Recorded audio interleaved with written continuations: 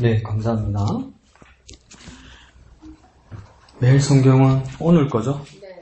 29일? 6월 29일.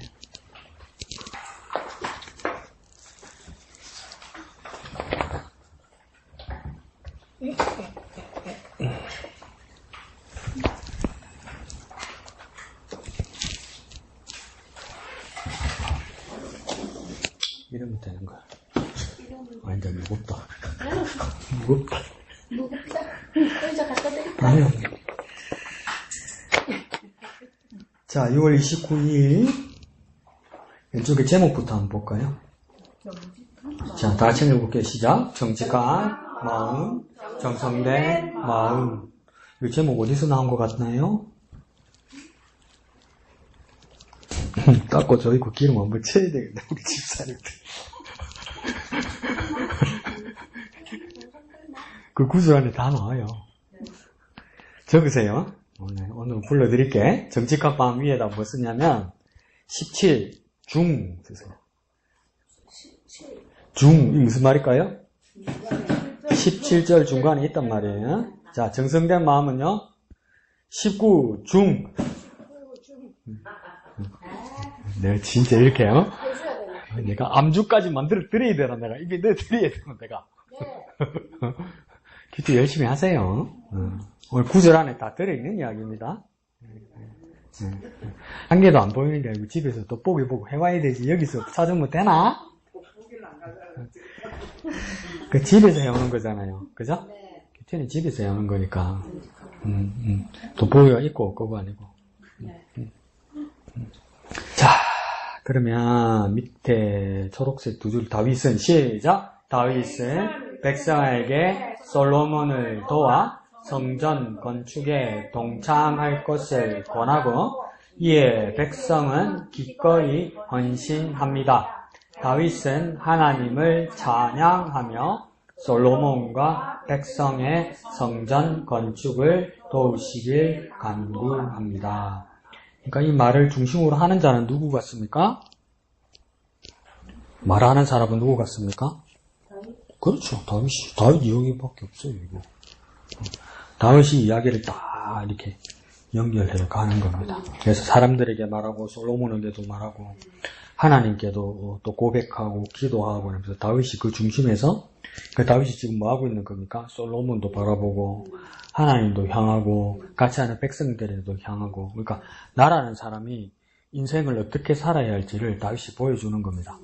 자기 자신만을 위해서 사는 것도 아니고, 자기 자녀들도 바라보고 하나님을 향하여 살고 그리고 같이 하는 동력자들과 같은 교회 성도들과 같이 형제자매들과 같이 해야 되는 자신의 삶의 자리를 지금 보여주는 겁니다. 그러니까 한 가지만 사는 게 아닙니다. 내가 여러 부분을 봐야 되는 겁니다. 그러니까 나 자신만 바라보면 아기 같은 거지. 아기. 자기밖에 모르는 아기 같은 거지. 그렇게 살면 안 되고 그러니까 여러 분야를 보는 겁니다. 그리고 이것은 다윗의 말년이잖아요. 그죠? 말년. 이렇게 바라보면 우리가 나이 먹어가면서도 뭡니까? 아기가 된다고 말하기도 하지만 나이가 먹을수록 또 우리가 마지막을 향해 달려갈수록 어떻게 됩니까? 여러 사람들을 살펴보고 보살피고 바라볼 수 있어야 되는 거죠. 또 이렇게 넓어야 됩니다. 자기 중심이 되면 좁아집니다. 다윗은 여러 부분을 이렇게 보게 되는 것이죠. 그래서 본문이 너무 길어서 이걸 어떻게 해야 될까?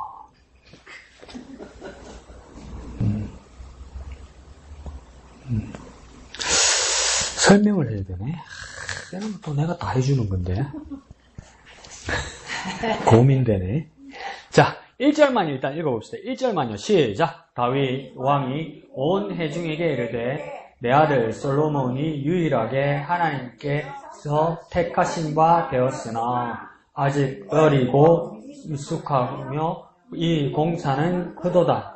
이 성전은 사람을 위한 것이 아니요 여호와 하나님을 위한. 2절도 한 번 더 봅시다. 내가 이미 내 하나님의 성전을 위하여 힘을 다하여 준비하였나니. 자, 여기까지요.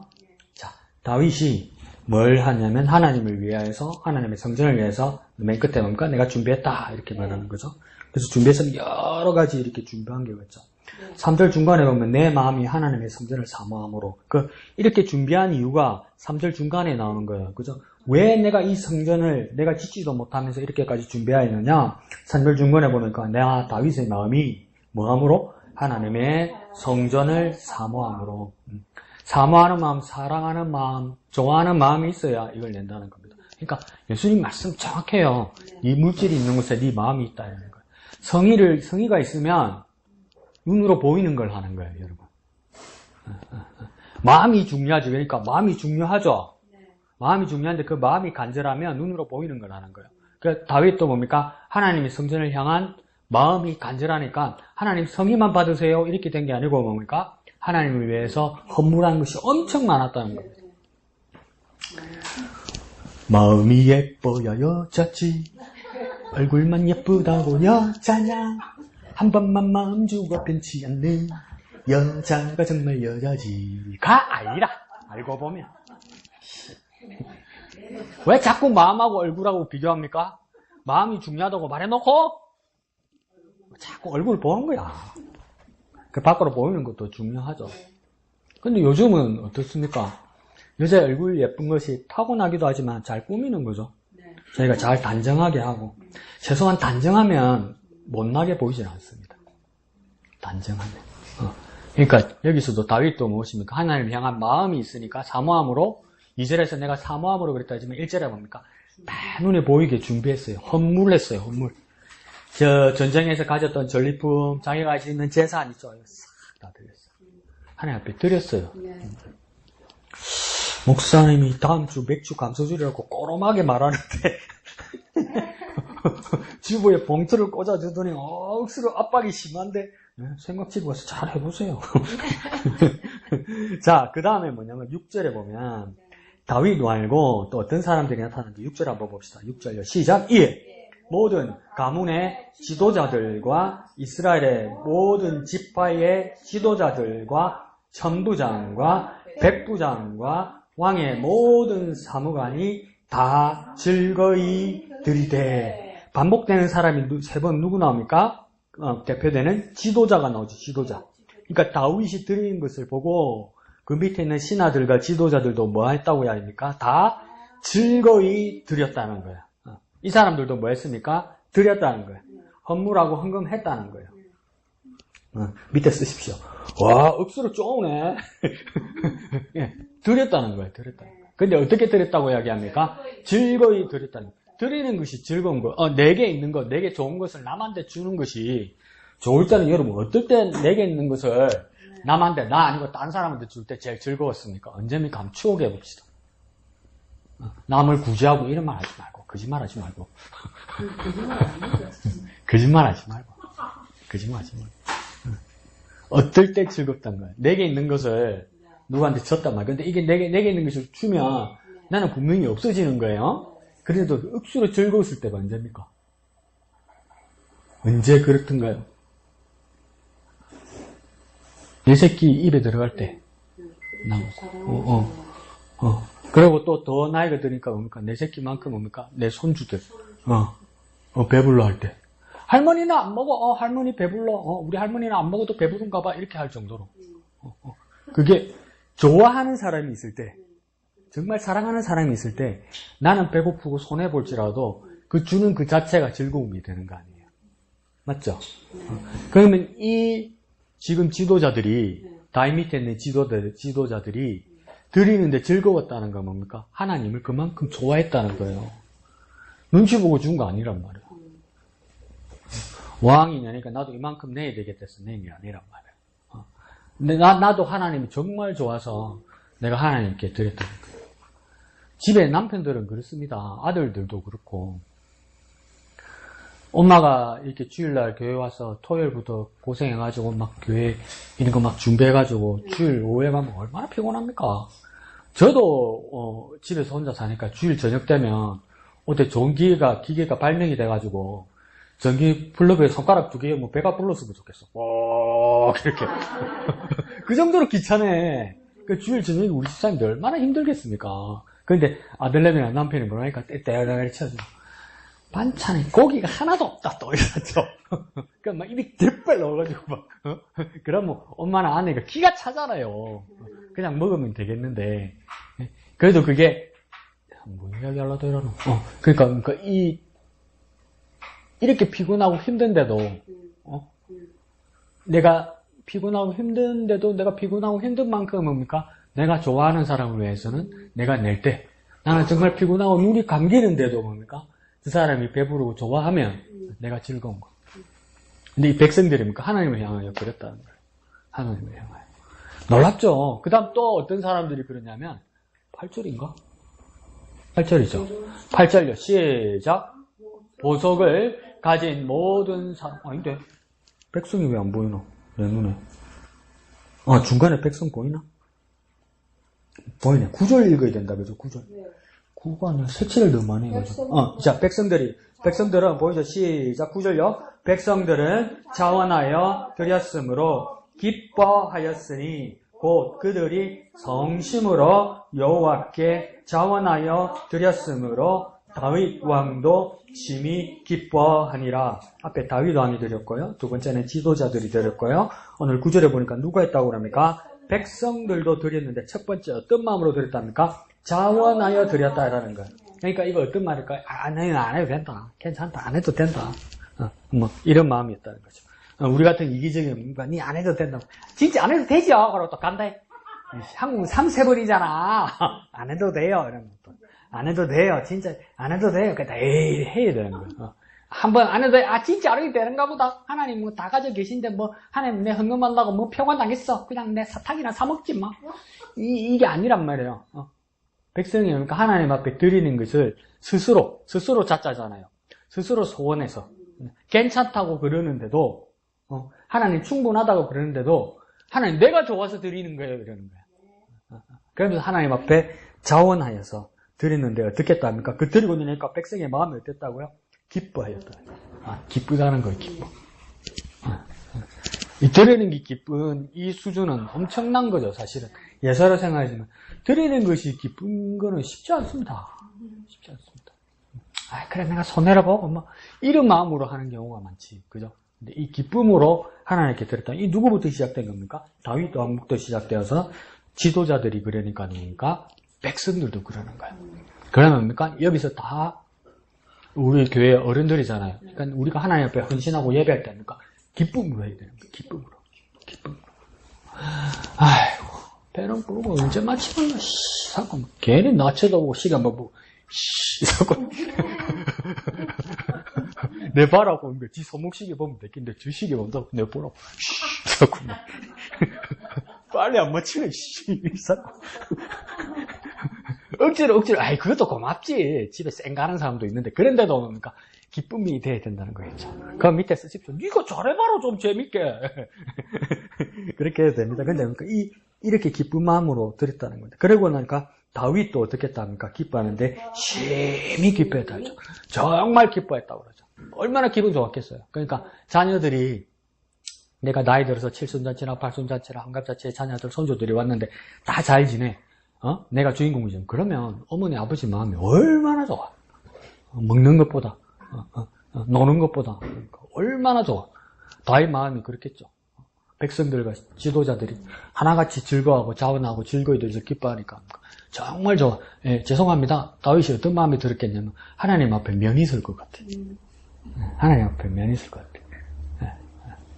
그러니까 그게 우리 모습부터 시작되는 겁니다. 우리가 즐겁고 자원하는 마음으로 드렸을 때.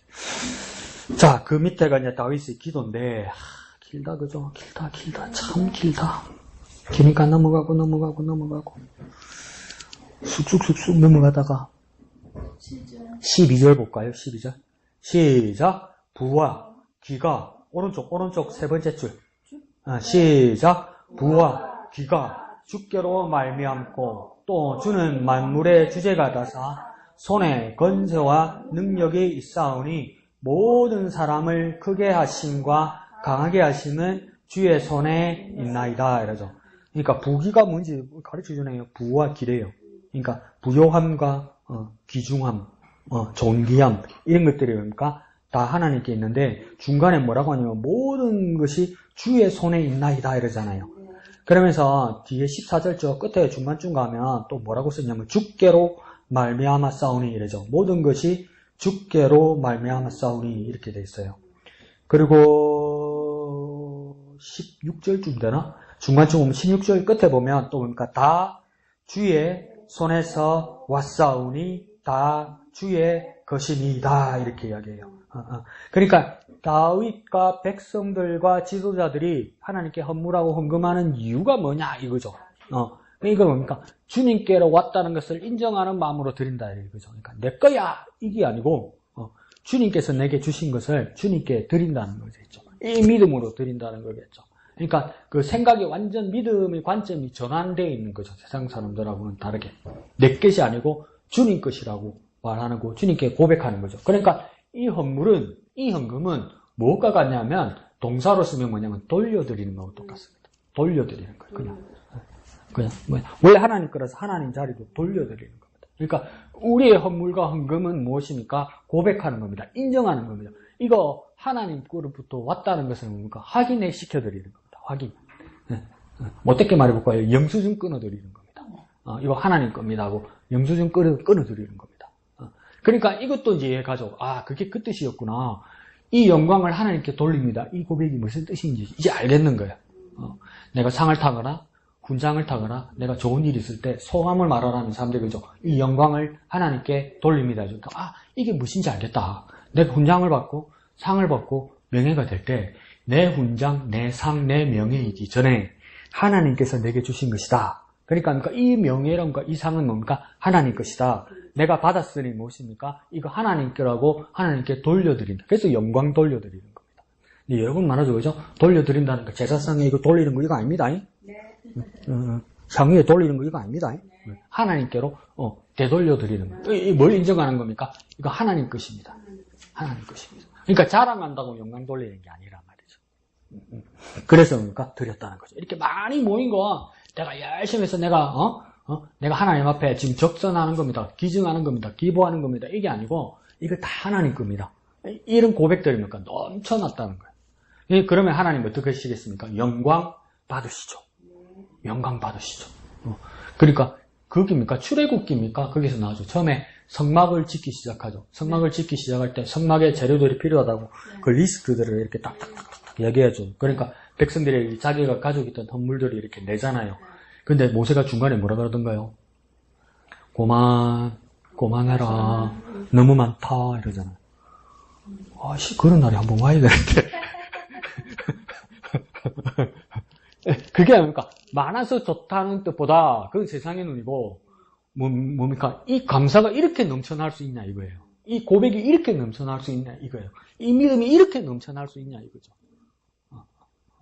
그런 모습에서 다윗의 모습에서도 보이는 겁니다. 그러면 오늘 이제 제목에서 한번 볼게요. 17절이죠. 네. 17절. 색칠을 너무 많이 해가지고 숫자가 안 보인다. 17절 시작. 나의 하나님이여 주께서 마음을 감찰하시고 정직을 기뻐하시는 줄을 내가 아나이다. 내가 정직한 마음으로 이 모든 것을 즐거이 드렸사오며 이제 내가 또 여기 있는 주의 백성이 주께 자원하여 드리는 것을 보니 심히 기쁘도소이다. 어떤 뜻으로, 어떤 모습으로, 어떤 취지로 하나님께 드렸다고 이야기합니까? 제목처럼 무엇으로? 정직한 마음으로 드렸다는 거예요. 그러면 이제 이해가 가죠. 사도행전에서 아나니아와 삽비라가 하나님 헌물했어요. 자기 거 팔아서. 훌륭하죠. 근데 뭡니까? 다도 아니고 일부를 숨겼단 말이에요. 그러면 이제 이해가 가는 거예요. 숨긴 게 문제가 아니었던 거예요. 뭐가 문제였을까요? 정직하지 못했던 게 문제죠. 그러니까 베드로가 물어볼 때 이게 다냐? 그럴 때 뭡니까? 웃으면서 다 아닌데요. 그럼 안 죽어. 그런데 명령 딱 반대요. 이런 거죠. 그게 문제였던 거예요. 정직이 없어졌던 게 문제인 거예요. 근데 다윗은 고백할 때 뭡니까? 내게 있는 이 귀한 것을 하나님한테 얻어 드린다 할 때 정직한데 그걸 뭡니까? 그 정직을 누가 본다고요? 하나님 보신다고. 그건 맞는지 안 맞는지 보세요. 여러분. 성의만 중요한 게 아니고 내가 뭐 하기로 작정했잖아요. 그래서 했다고 좀 고백하면서 드리잖아요. 그러면 이게 맞는지 안 맞는지 하나님 계산기 주판 두드린다고요.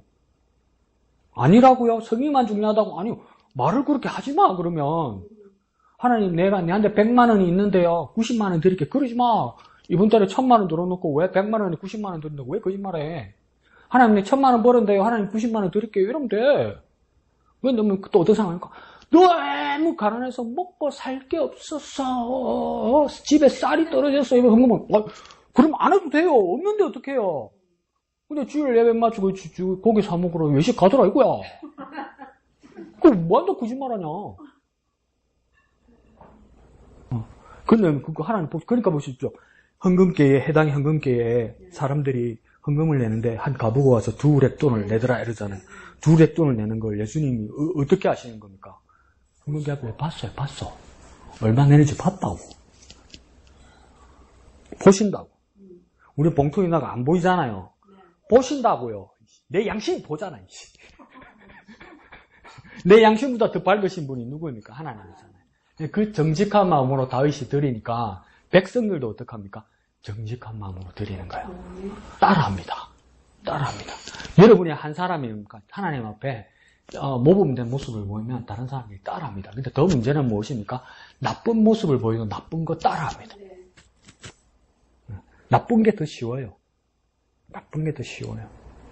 나쁜 게 더 쉬워요. 표준어 배우는 것보다 욕하는 게 더 쉬워요. 외국어도 그래요. 그렇기 때문에 우리가 선한 모습으로 정직한 모습으로 하나님 먼저 드릴 때 백성들도 뭡니까? 다 같이 주의 백성이 주께 자원하여 드리는 것을 보오니 누가 봤다는 겁니까? 이거 다윗이 본 겁니다. 그러니까 뭐라 합니까? 다윗 내가 심히 기쁘도소이다 이러잖아. 하나님 내가 정말 오늘 기쁜 이유가 이겁니다. 백성들도 즐거이 나처럼 즐거이 기쁘게 정직한 마음으로 드리는 거 보니까 내가 이렇게 기쁠 수 없습니다. 이러니까. 하나님 앞에서 내가 이렇게 기쁠 수 없어. 인생의 보람이 이거죠. 인생의 보람이 이거예요.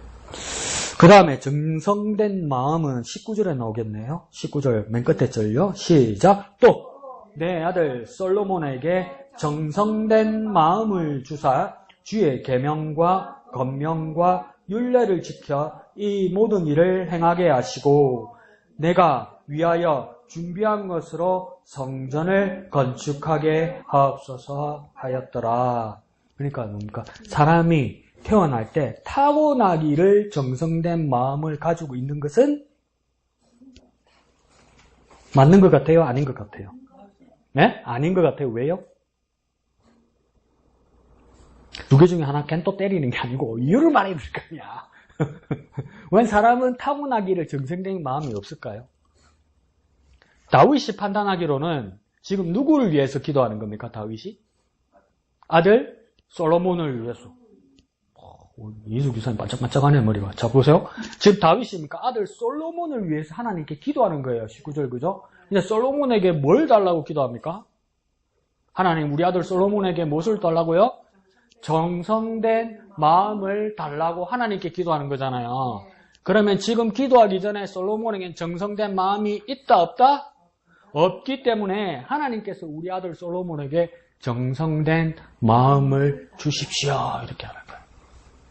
그러면 우리 자신과 우리 자녀들과 우리 가족을 위해서 어떻게 기도해야 될지 답이 나오죠. 그죠? 우리 자녀들과 우리 가족들에게 하나님을 향하여 정성된 마음을 주옵소서.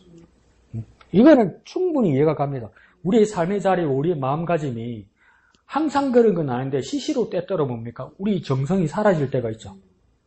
귀찮을 때도 있고 싫을 때도 있고 막 그냥 괜히 화낼 때도 있고 괜히 그냥 하나님이란 분이 그냥 부담스러울 때도 있고 그 왜 그랬습니까? 우리에게 애시당초 정성된 마음이라는 것은 있을 수 없는 거예요.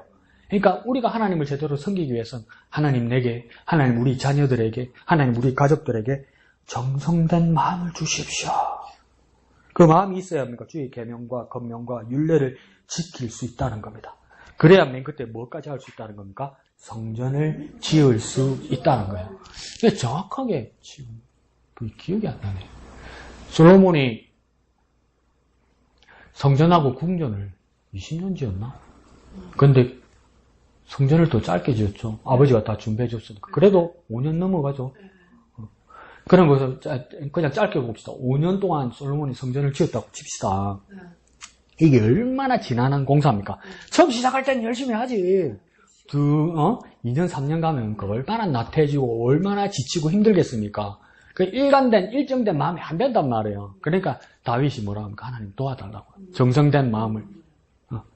그래야 성전 지을 수 있다고. 하다가 말 수도 있다는 거 아니에요. 하다가 그만둘 수도 있다는 거. 우리가 일을 하다가 뭡니까? 열심히 헌금 모으고 열심히 공사하다가 만약에 코로나가 터졌다. 그러면 우리 뭐 공사 중단! 이럴 거 아니에요. 그러다 보면 그렇게 되더라고요. 아버지 돌아가시고 천자봉 낙골당에 아버지를 모셨는데 처음에 몇 달은 일주일에 한 번씩 갔어요. 그러다가 한 달에 한 번씩 갔어요. 근데 코로나가 딱 터지니까 낙골당도 이렇게 폐쇄하더라고요. 못 들어가게. 그러다 보니까 1년에 한 4번밖에 안 가요.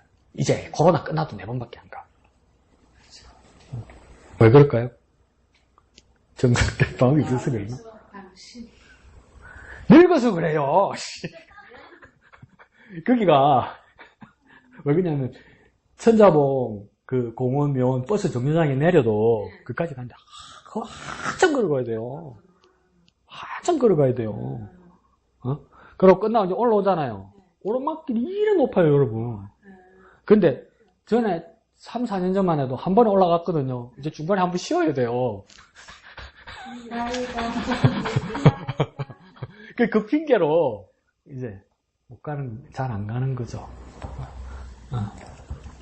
그러니까 다윗도 그런 걱정을 하는 거죠. 아들 솔로몬이 처음에는 막 뜨거운 마음으로 열심히 할 것 같은데 나중에 그러면 성전 공사를 완료하지도 못할 것 같은 어떤 걱정이 나는 거죠. 그러니까 하나님 우리 아들 솔로몬에게 정성된 마음을 주십시오라는 거죠.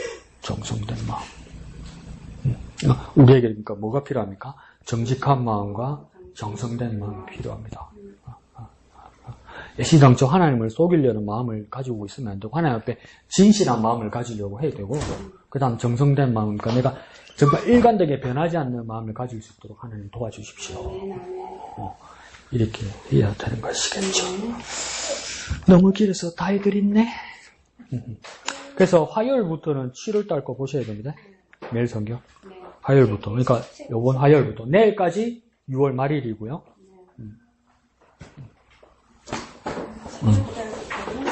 자꾸 물어보는데 다음 주일날 맥주 감사주일입니다. 다음 주일날 와갖고 언제입니까? 물어보지 마이소. 다음 주일 와갖고 다음 주일이나 와서 언제가 맥주 감사주일이니까 물어보면 안 돼요. 맥주 감사주일 어디라고요? 다음 주일. 언제라고요? 다음 주일. 분명히 말했습니다. 2번이나. 말했어요. 까먹지 마세요. 집사님은 알지. 집사님은 알지. 7월 6일. 다음 주. 7월 첫 주. 그래놓고 또 7월 6일이 언젠데 또 이러고 다음 주에 와가지고 또. 자, 봅시다. 137페이지요. 제목 다 같이 한번 읽어볼까요? 시작. 예수님의 죽음과 부활. 예수님의 사건 2개를 다루게 됩니다. 예수님의 죽음과 예수님의 부활에 대해서 다루게 됩니다. 그래서 예수님의 죽음과 그럼 예수님의 부활 이 주제를 가지고 우리에게 어떤 영향을 끼치는 것인가, 나와는 어떤 상관이 있는가 이것을 배우게 될 겁니다. 그러니까 알고 보니까 예수님의 죽음은 누구의 죽음과 관련했습니까? 우리의 죽음과 관련이 있습니다. 그러면 왜 우리는 또 예수님을 대신 죽어야 합니까? 우리의 죄 때문입니다. 죄. 그러면 우리의 죄 때문에 우리가 죽어야 되는데 예수님이 죽은 사건을 뭐라고 말하는 겁니까? 2자로 대속입니다. 밑에 쓰면 되겠죠, 그죠? 대속, 죽음. 그리고 그러니까 예수님이 죽었으면입니까? 우리 죄를 대신해서 죽으셨기 때문에 우리 죄는 이제 없어지는 것이겠죠. 그럼 없어지고 예수님이 죽은 걸로 끝나는 것이 아니라 그러면 뭡니까? 불교에서 말하는 무, 공, 열반, 해탈하고 같죠. 불교의 가장 큰 꿈과 그 궁극적인 그 도의 경지는 뭐냐면 해탈, 열반입니다. 해탈, 열반은 무슨 뜻이냐면 더 쉽게 말하면 무입니다. 무, 없을 무자입니다. 없을 무자. 그러니까 뭐냐면 불교에서 말할 때 사람이 있다는 것조차, 사람이라는 것조차, 있다는 것조차 그 자체가 고통이고 고난이라는 겁니다. 그러니까 이 고통과 고난을 없애기 위해서는 나란 존재가 없어져야 한다는 겁니다. 없어지면 고난과 고통도 없다는 겁니다. 그게 열반이거든요. 그래서 궁극적으로 뭡니까? 없어지려고 합니다. 그러면 예수님이 우리 죄를 대신하여 죽으셨다면 내 죄에 대해서 죽으셨기 때문에 내 죄가 없어진 것이겠죠. 그럼 여기에 되면 무가 되는 겁니다. 무. 없어짐. 이렇게 되는 거예요. 그런데 예수님은 뭡니까? 죽음으로 끝나지 않고 어떻게 하십니까? 부활하셨죠. 부활하셨다는 말은 뭡니까? 다시 사셨죠. 다시 사셔서 어떻게 사시는 겁니까? 영원히 사는 것이겠죠. 영생을 주시기 위해서는 뭡니까? 부활해야 되는 겁니다. 부활. 죽은 걸로는 끝나는 것이 아니라 뭡니까? 예수님께서 다시 사셔야 우리가 뭡니까? 영생할 수 있는 겁니다. 그러니까 우리에게는 예수님께서 뭡니까? 죽으심뿐만 아니라 우리를 위하여 사심으로 우리가 뭡니까? 영생을 누리는 겁니다. 구원받는 겁니다. 그러니까 주님의 죽음과 부활이 같이 연결되어 있어야 되는 것이겠죠. 그 불교도 깊은 철학이죠, 그죠? 근데 대안이 없죠. 대안이 없죠. 죽어서 사라지면 끝이라는 것. 그게 궁극적인 목표가 겠지만 그러고 나면 아무것도 없는 거예요. 아무것도. 공허, 아무것도 없는 거예요. 그래 사람이 평안하다는 거예요. 사람도 없는 거죠. 근데 예수님은 무엇입니까? 그 없어진 데서 다시 살아나셔서 우리를 영원히 살게 하신다. 그게 뭡니까? 예수님의 부활입니다. 자, 밑에 중심 구절 여자들이 시작. 여자들이 두려워 얼굴을 땅에 대니 두 사람이 이르되 어찌하여 살아있는 자를 죽은 자 가운데서 찾느냐? 여기 계시지 않고 살아나셨느니라. 갈릴리에 계실 때에 너희에게 어떻게 말씀하셨는지를 기억하라. 그러니까 여기서 뭡니까? 누가 한 말 같습니까? 첫 번째 줄 한가운데 나오네요. 누가 이르되? 두 사람이지. 두 사람이 누구에게? 여자들에게 이렇게 되는 거죠. 그렇죠? 두 사람이 누구에게요? 여자들에게. 이 여자들은 누구입니까? 안식 후 첫날 예수님이 무덤가에 있는 곳에서 예수님을 다시 한번 염하러 가던 그 수많은 몇 명 되는 그 여자들이죠. 그래서 갔는데 뭡니까? 이 두 사람이 나타났더라는 것이겠죠. 근데 이 두 사람을 추정하니까 뭐 어떤 겁니까? 사람의 모양을 한 천사와 같을 것이다 이거죠. 그래서 다른 성경에서는 어떻게 오해합니까? 동산지기로 오해하기도 했죠. 근데 사람의 모습으로 온 천사다 이 말이겠죠. 근데 이걸 이 여자들이 두려워서 얼굴을 땅에 대었다 이러잖아요. 그러니까 엎드리진 것이겠죠, 그죠? 근데 이건 요한복음의 말씀, 누가복음의 말씀이고 마태복음에서는 뭐라고 하냐면 놀라서 죽은 자 같이 되었다 이렇게 해요. 그러니까 이거 우리말로 하면 기절 촉붕했다 이 말이에요. 절도했다 이 말이에요. 절도하지 여러분. 납골당해. 우리 할머니, 우리 할아버지 무덤에 우리 할머니, 할아버지 묻어놨다는데 할머니, 할아버지가 어느 날 갑자기 여러분 앞에 나타나봐. 기절 촉봉하지. 기분 나자빠지지. 반가워요 할머니, 할아버지 그럴 것 같아요? 기절 촉봉하죠. 그러니까 이게 뭡니까? 영적인 존재 천사가 사람의 모양하는데 천사가 나타났으니까 얼마나 놀랐겠습니까? 이거 아이고 나 죽는구나 이렇게 생각했을 거예요. 그러니까 이사야도 뭐라고 합니까? 성전에서 주 천사를 만났을 때니까 나는 내게 화라도 내가 죽게 되었도다 이러잖아요. 그러니까 들당상 지식 없고 무식한 우리는 뭡니까? 천사 보면 뭡니까? 땡 잡았다 이러겠죠. 무식해서 그래. 그 죽을 일이란 말이요. 죽을 일이란 말이에요. 그게 정말 무서운 일이란 말이죠. 그 두 사람이 말했다는데 어찌하여 살아있는 자를 죽은 자 가운데서 찾느냐 이렇게 말하죠. 그런데 뭡니까? 두 사람이 말했다 그랬죠. 근데 두 사람이 한 사람 같이 말하는 거예요. 이게 두 사람이 그러니까 이게 일상적인 사람의 말하고는 다르다는 거예요. 두 사람 중에 한 사람이 말한 것이 아니고 두 사람의 모습을 한 두 사람이 천사와 같은 두 사람이 말을 하는 데니까 하나같이 말을 하더라는 거예요. 한 목소리처럼 말하더라는 거니까 일상적인 말이 아니에요. 그러니까 이게 천사의 말이고 하나님의 메시지를 전하는 말이고 이게 영적인 말이다 이 말이겠죠. 그러니까 옛사로운 말이 아니라는 거예요. 이 세상의 말이 아니라는 것이겠죠. 그 메시지가 뭡니까? 어찌하여 살아있는 자를 죽은 자 가운데서 찾느냐 이렇게 말하죠. 이건 뭡니까? 살아있는 자, 이 자가 누구입니까? 그렇죠. 예수님이죠. 부활하신 예수님을 이 말이에요. 부활하신 예수님을 죽은 자 가운데서 찾느냐 이 말은 뭡니까? 어찌 믿음 없어서 예수님이 아직도 죽고 있다고 생각하느냐 이 말이에요. 살아나신 예수님에 대해서 아직도 여전히 세상의 마음을 가지고 절망하는 마음과 세상의 법칙으로 너희들이 감싸져 있어서 너희들이 포박되어 있어서 뭡니까? 예수님이 죽었다고 생각하는 거예요. 예수님께서 그렇게 살아계실 때 말했는데도 왜 믿지 못하느냐 이 말이죠. 그러면서 그 다음 뭐라고 합니까? 여기 계시지 않고 살아나시느니라. 여기는 어디겠습니까? 정확하게 적으십시오. 무덤입니다. 무덤. 예수님 무덤에 안 계신다 이 말이에요. 다시 한번 뭘 강조하는 겁니까? 안 죽었다 안 죽었다 이 사람들아 이렇게 말하는 거예요. 그리고 뭡니까? 여기 계시지 않고 살아나셨다 이 말입니까? 부활하셨다라는 거예요. 부활하셨다. 그 말을 천사들이 전했다. 그러면서 그 다음 뭐랍니까? 갈릴리에 계실 때에 너희에게 어떻게 말씀하셨는지를 기억하라 이랬잖아요. 왜 갈릴리라고 이야기했을까요? 예루살렘에서 말하고 유대에서 말씀하시면 되지. 왜 갈릴리? 그러니까 대한민국 수도 같으면 서울이잖아요. 서울.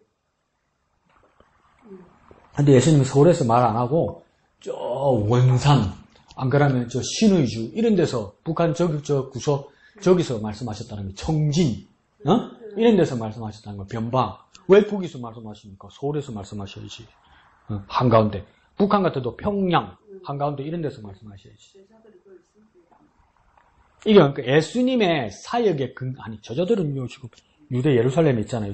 예수님의 3년 동안 사역의 근거지가 그러니까 예루살렘 유대가 아니에요. 갈릴리란 말이에요. 갈릴리. 그러니까 예수님께서 3년 동안 제자들과 예수님 사람들과 그러니까 같이 다니면서 행적했던 곳이 뭡니까? 북쪽 갈릴리란 말이에요. 거기서 말씀하셨다는 거예요. 그 왜 기억하라고 말하는 건 뭡니까? 처음 듣는 게 아니고 이미 말하셨다는 거예요. 그 뭘 말씀하셨을까? 너희에게 어떻게 말씀하셨는지는 분명하게 저와 여러분도 기억하고 있어야 됩니다. 예수님께서 3번이나 반복한 게 있어요. 밑에다 적으십시오. 어떻게 밑에다 갑니까? 순한 예고. 순한 예고. 그 다음 뭡니까? 곱하기 3. 이렇게 해놓으세요.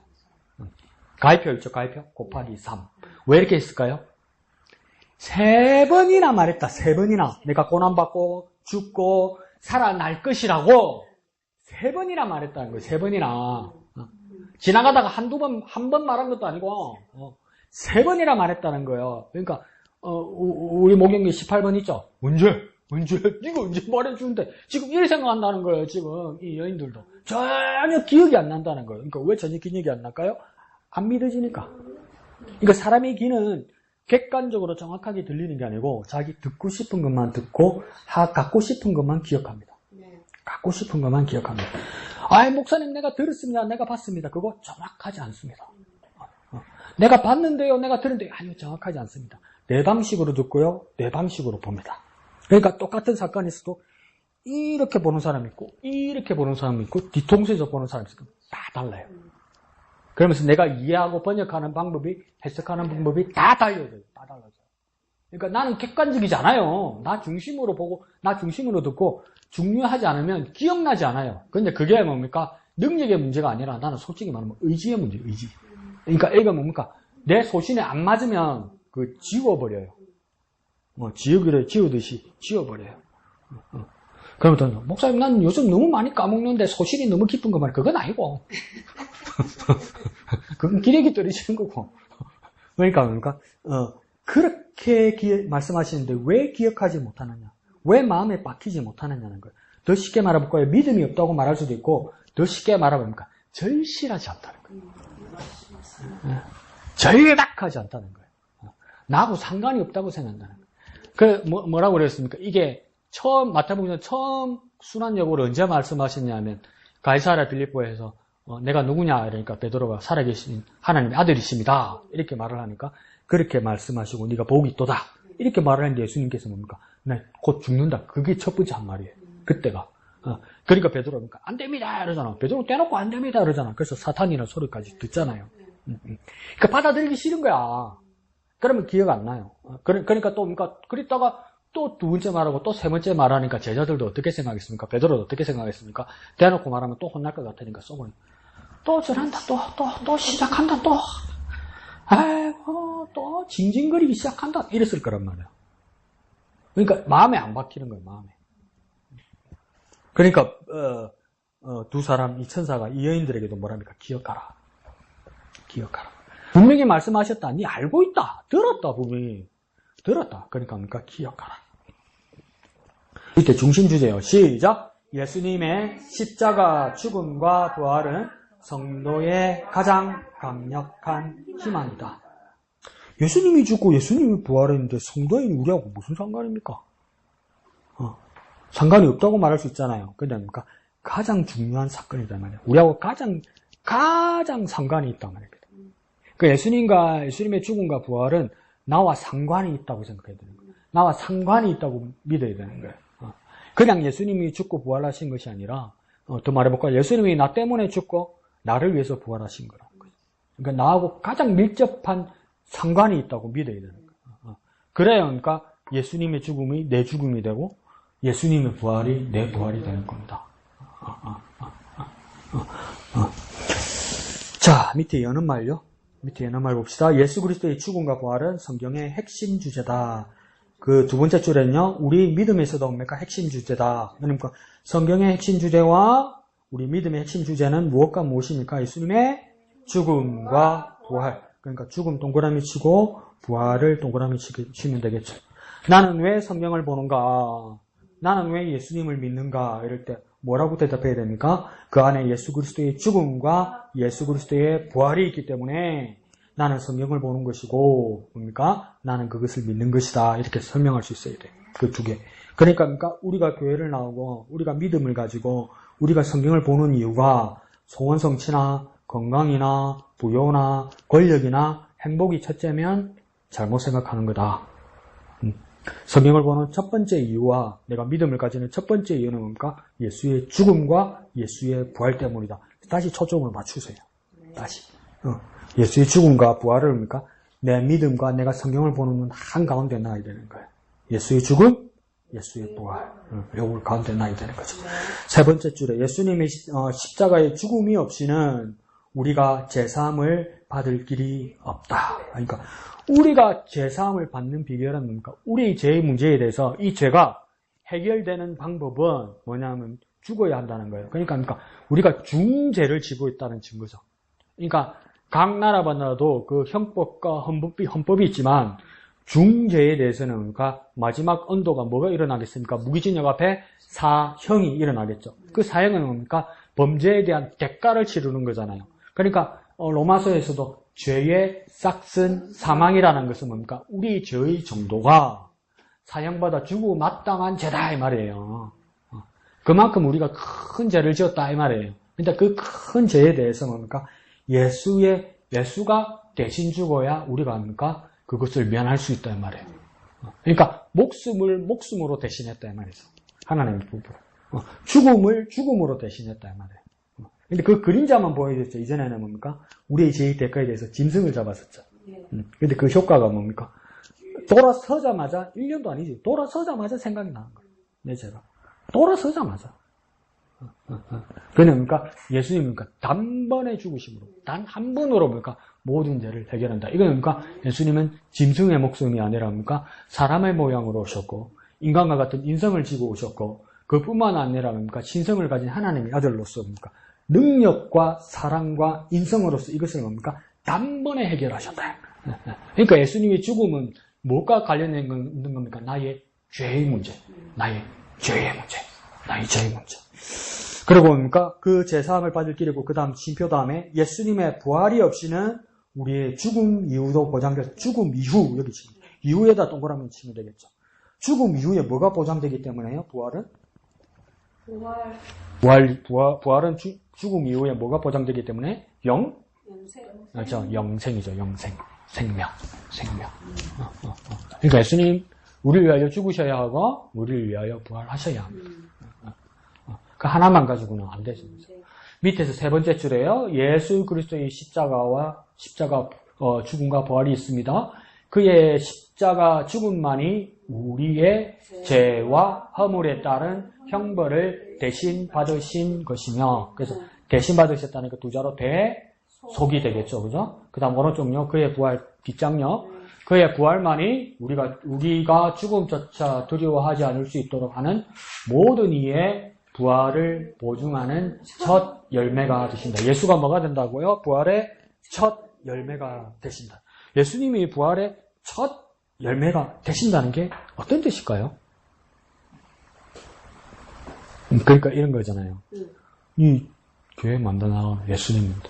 예수님 믿으면 뭐 어찌 되는데 예수님 믿으면 우리가 예수님처럼 부활하고 영생한다. 그러면 세상 사람들이 뭐라고 여기서 눈 똑바로 또 거짓말하지 마 이 새끼야 이렇게요.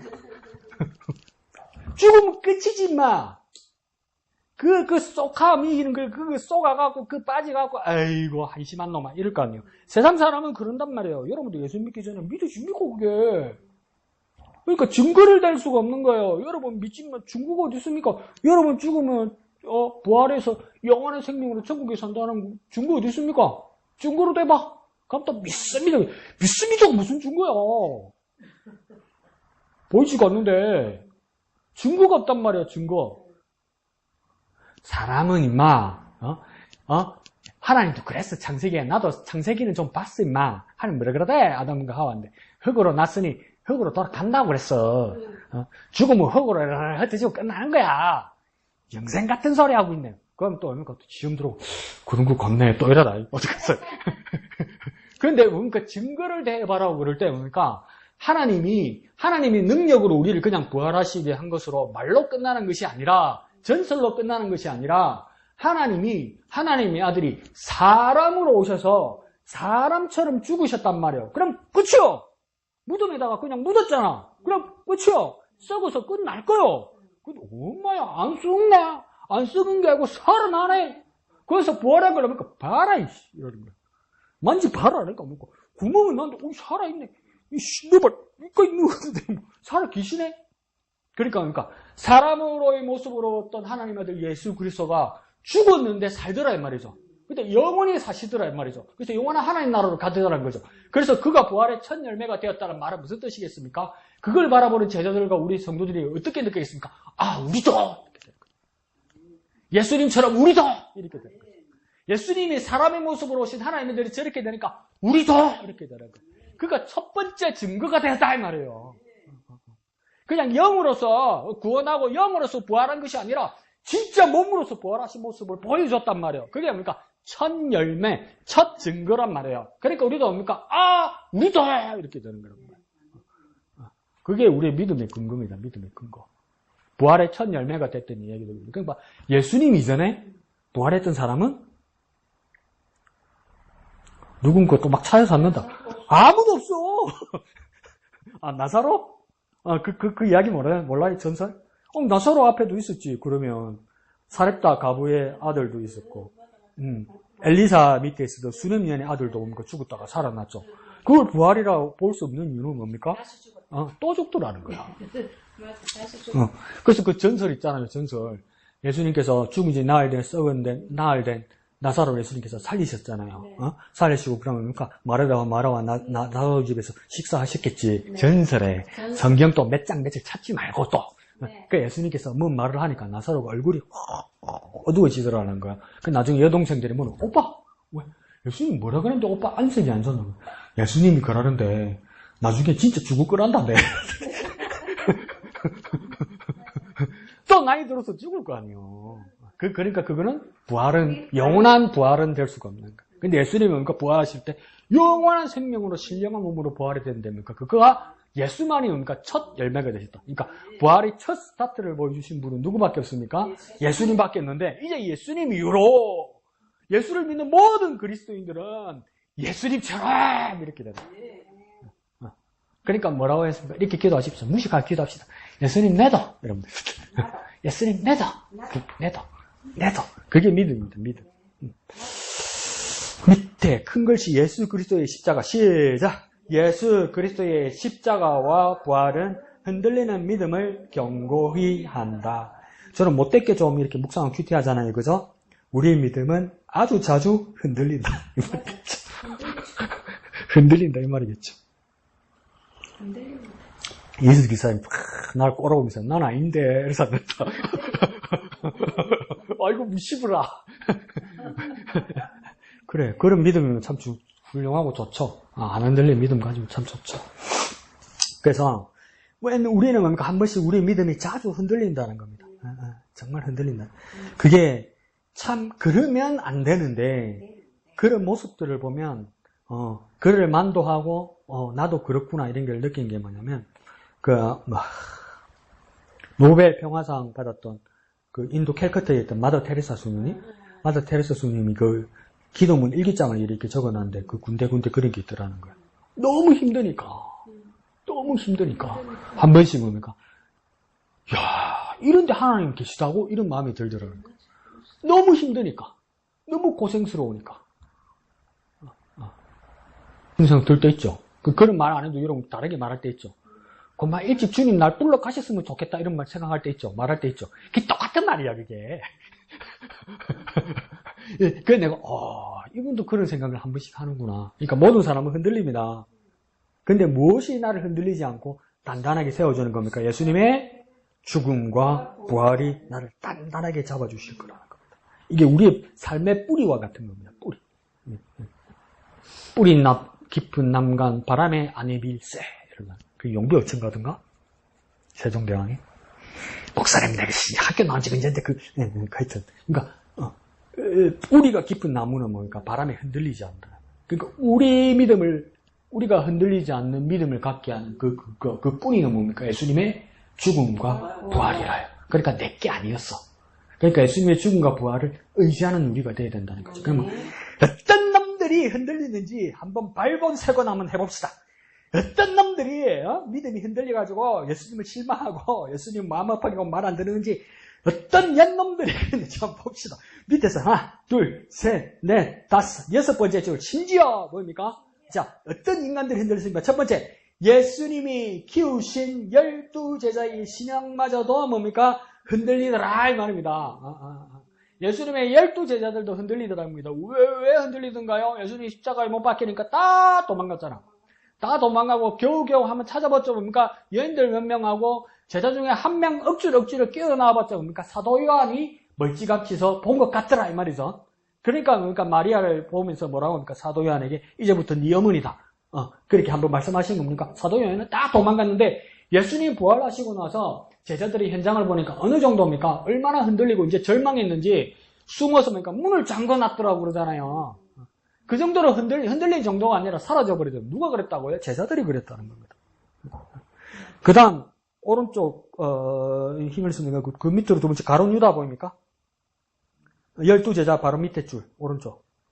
네. 자, 가룟 유다 봅시다. 가룟 유다는 예수님을 팔았다 그러죠. 팔기까지 합니다. 팔기까지. 근데 여기에 렘브란트의 이 그림을 보면 예수님이 그 풍랑을 잔잔하게 하시는 그 그림을 그린 게 있어요. 그럼 제자들이 배에 있고 예수님이 고무를 베고 주무시고 있으니까 이제 그 하던 장면이 있는데, 그러니까 막 풍랑을 맞아 막 배가 흔들리잖아요. 그러니까 제자들을 13명을 그렸더래, 렘브란트가. 그 왜 13명이냐 하니까, 렘브란트 자기도 넣어놨더래, 그림에다가. 근데 뭡니까? 막 다른 제자들은 막 배 안에서 애쓰는 모습이 보이는데, 제자 한 명이 뭡니까? 배 밖으로 고기를 막 내고 괴로워하는 제자가 보이더래. 그 사람이 누구입니까? 가룟 유다더래요. 왜 가룟 유다입니까? 가룟 유다는 갈릴리 사람이 아니고 뱃사람이 아니더래. 뭡니까? 공부하던 게 샌님이라, 샌님. 그러니까 멀미하고 자꾸만 난리가 난 거야. 그러니까 예수님과 같이 일할 때도 뭡니까? 헌금 깨나 맞고 이런 거 하는 거야. 그러니까 계산은 잘 되니까 막 넣고 돌리고 뭡니까? 일수 넣어가지고 이자 넣고 이지랄 하다가 뭡니까? 이제 원금도 손대고 이러는 거지. 그러다 보니까 뭡니까? 자기가 원하는 대로 예수님이 안 되니까 이제 예수님 선생님의 뭡니까? 아무리 예수님을 구주로 주님으로 안 봐도 자기 선생님이잖아요. 근데 선생님도 뭐로 보입니까? 몸값으로 보이는 거야, 이제. 돈으로 보이는 거야. 그러니까 우리 모든 삶의 원칙들이나 삶에 살아가는 방식이 모든 것이 돈 계산으로 되면요, 이거 지금 유다 닮아가는 거예요, 여러분. 아픈 거 낫는 것도, 행복한 것도, 누구 만나는 것도, 이게 다 돈으로 환원되면요, 이거 유다 닮아가는 거예요, 여러분. 근데 그래 똑똑한 게 뭡니까? 계산을 잘못했네. 예수님 팔아서 얼마 받습니까? 은 30을 받았단 말이에요. 근데 은 30은 뭡니까? 사실은요, 노예값이야, 노예값. 예수님을 노예값으로 파는 거예요. 그러니까 믿음이 흔들리니까 계산도 못하고 돈밖에 안 보이고 막 이렇게 되는 거죠. 가룟 유다가 그랬다는 것이죠. 그 다음 뭡니까? 수제자. 세 번째 줄. 수제자 베드로는 뭡니까? 예수님을 3번이나 부인했다. 이렇게 얘기죠. 이건 잘 알고 있는 내용이죠. 그죠? 그래서 누가복음에는 그렇게 말합니다. 점점 가까이 나갔다가 점점 뒤로 이렇게 물러가거든요. 예수님께서 이제 재판 받으시는 곳에서. 첫 번째는 뭡니까? 부인하여, 내가 그를 모른다. 그 다음 또 뭡니까? 너가 무슨 말을 하는지 모른다. 그 내가 모른다. 그 다음, 세 번째 이제 공격받으니까 베드로가 뭐라고 했을까? 누가복음에 되어 있으니까 그를 욕하여 이르되. 라는 거죠. 나는 그를 모른다. 근데 너무 마음이 급하니까 예수님 저기서 재판받고 있는데, 이 뒤에 있으면서 손물을 쓰면서, 난 모른다. 니 무슨 말 하노? 난 모른다. 야, 니 한당이다. 그러니까 욕하여 이르되 내가 그를 모른다. 마음이 급하니까 억수로 큰 소리를 한 거야. 억수로 큰 소리를 하면 예수님 귀 들리잖아. 근데 욕하여 이르되 내가 그를 모른다 했잖아요. 한국어로 번역해 봅시다. 뭐라 했을까요? 내 그 새끼 몰래! 그래 하면 안 되는데 우리 신세로 한번 바꿔 넣어 봅시다. 때리 죽인다 그러는데 우리들 안다 그러겠어? 또 이승기 선은 안다 그럴 거야. 혼자 훔쳐고 가겠네. 그게 우리 마음이 급하면 모른다 그런다고요. 그러다 자꾸 다그치니까 더 큰 소리로 그런다고요. 근데 나중에 자기 살라고 뭡니까? 욕하여 이르되 내가 그를 모른다니까 내 그 새끼 몰래! 이렇게 되는 거예요. 근데 누가복음에서 왜 거기까지 적어놨을까? 누가복음입니까? 시끄럽다가 큰 소리가 나니까 예수님 귀에도 들리잖아요. 그러니까 예수님 뒤로 돌아본 거죠. 그런데 누가복음 정확하게 뭐랍니까? 예수님의 눈과 베드로의 눈이 마주쳤어요. 그러니까 이걸 흔들린 정도가 아니다. 그죠? 완전 박살이 난 거죠. 가루가 난 거죠. 그렇게 흔들리더라는 겁니다. 오른쪽 페이지요. 오른쪽 페이지를 가니까 이제는 뭡니까? 예수님의 죽음 이후로, 그러니까 이 체포됐을 때 제자들이 막 흔들렸던 것이고, 오른쪽은 보니까 예수님의 죽음을 보고 담대해지던 몇 사람들이 있었습니다. 그 사람 중에 두 번째 줄 예컨대 보입니까? 예컨대 누굽니까? 백부장이 그 밑에 큰 따옴표 보입니까? 백부장이 그 된 일을 보고 하나님께 영광 돌리 이르되 뭐라고 합니까? 이 사람은 정령 의인이었도다 이렇게 고백했다는 겁니다. 그러니까 백부장은 이 백부장은 어떤 사람으로 추정하냐면 자기 종이 병들었던 그 백부장인지는 몰라요. 그건 아닐 수도 있고. 근데 이 백부장은 어떤 백부장이냐면 재판정에서 갈보리 골고다에 십자가 처형해서 숨 거둘 때까지 그 집행하는 책임자였던 것 같아요. 그러면 여기서부터 저 끝에까지 3시간 이상 그 모습을 자기는 원하지 않을지 몰라도 딱 관찰하고 보고 있었던 거예요. 그러니까 이게 뭡니까? 예사일이 아니더라는 거죠. 그러니까 우리도 뭡니까? 마음 급하지 않고 신중하게 묵상하면서 우리에게 주신 말씀을 천천히 묵상하면 깨달을 수 있습니다. 백부장도 뭡니까? 그 예수님의 행적과, 그러니까 마지막 날의 행적과 돌아가신 마지막 숨지는 순간까지 다 보고 있으니까 뭡니까? 그 깨달음이 뭡니까? 이 사람 정령 의인이었다.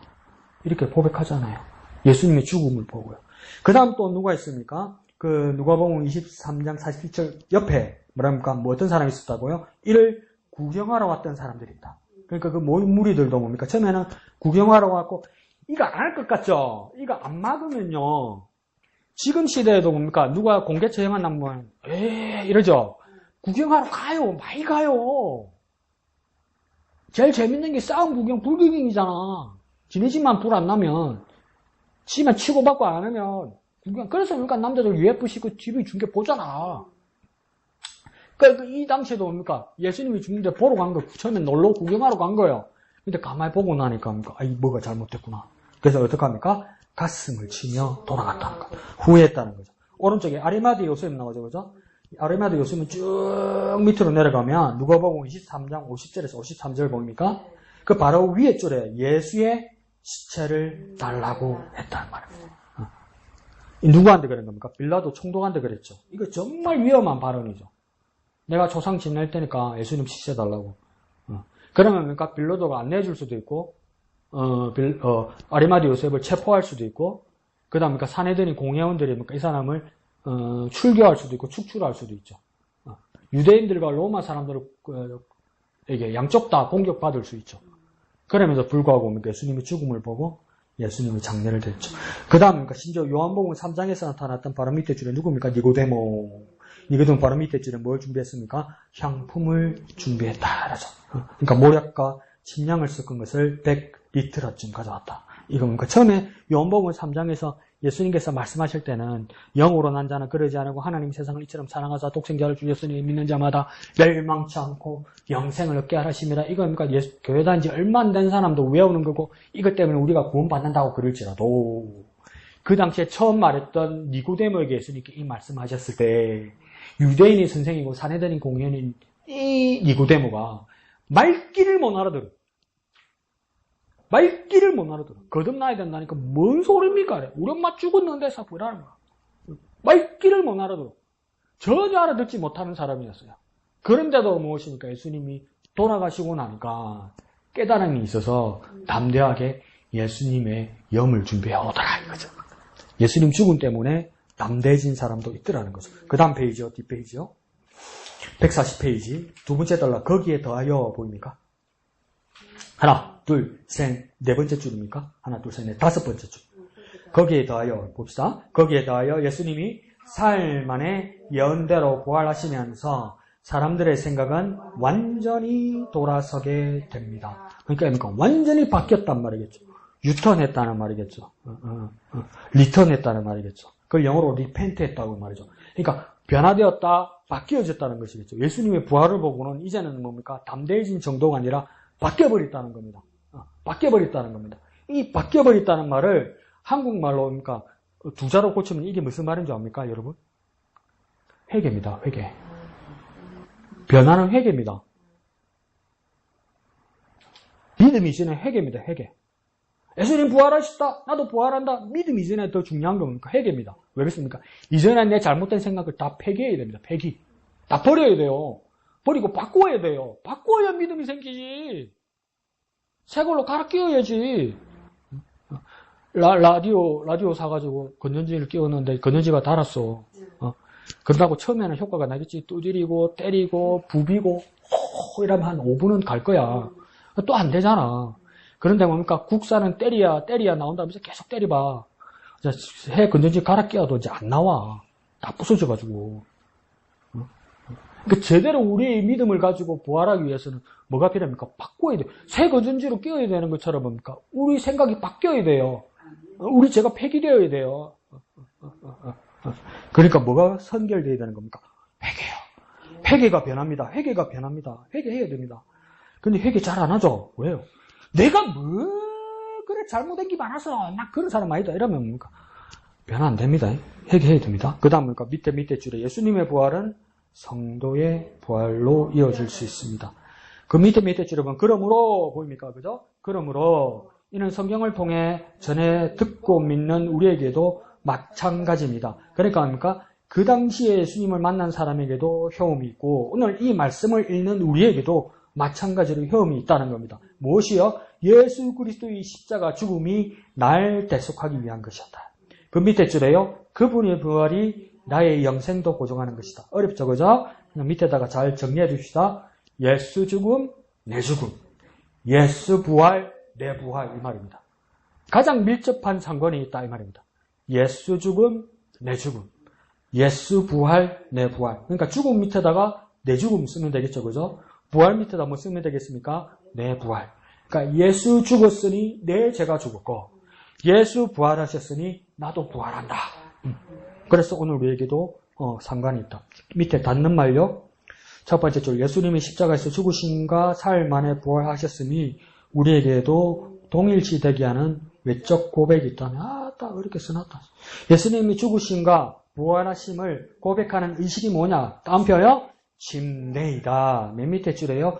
침례는 내가 그리스도와 함께 십자가에 죽고 함께 부활했음을 그러니까 함께 죽고 동그라미 치면 되고 함께 부활했다 동그라미 치면 되겠죠.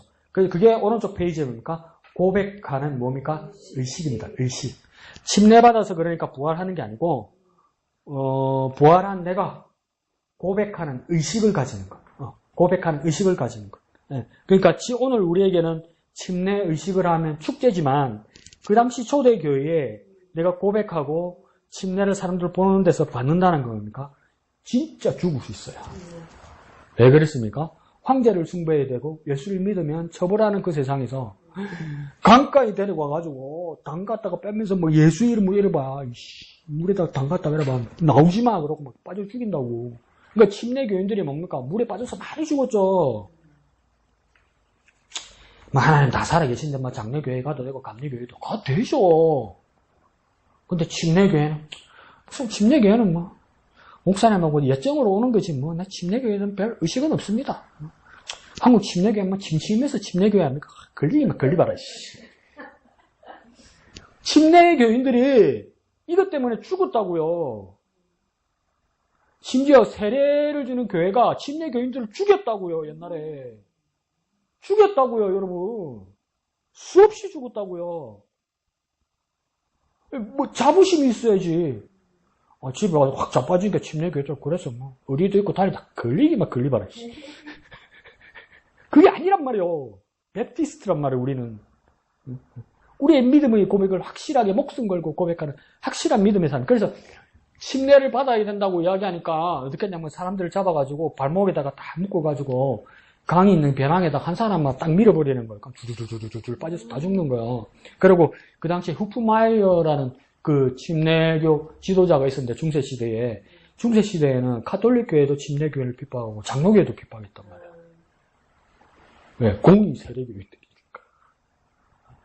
그래서 후프마이어를 잡아가지고 후프마이어는 묶어가 배에 실어가지고 강 한가운데 들어가고 후프마이어 부인은 강가에다가 데려다 놓고 장작을 올렸단 말이에요. 그래서 니 침례교인이라면서 니는 물에 빠져서 영원히 나오지 말라고 쇳덩이 달아가지고 빠져 죽이고 후프마이어는 부인은 보는 데서 불에 태워 죽였단 말이에요. 뭐 때문에요? 침례교인이라고. 그래갖고 또 19세기에는 미국의 지계석주의자 목사님들이 또 심했죠. 그래서 지계석주의자 목사님들은 뭐랍니까? 침례교인 아니면 다 지옥 간다 해버리거든. 너무 열받아가지고. 그런 아니라도 예수 믿어 다 구원받고 예수 믿어 다 하나님의 자녀 되죠. 그럼에도 불구하고 우리는 왜 굳이 침례교인이 되었느냐? 이 말입니다.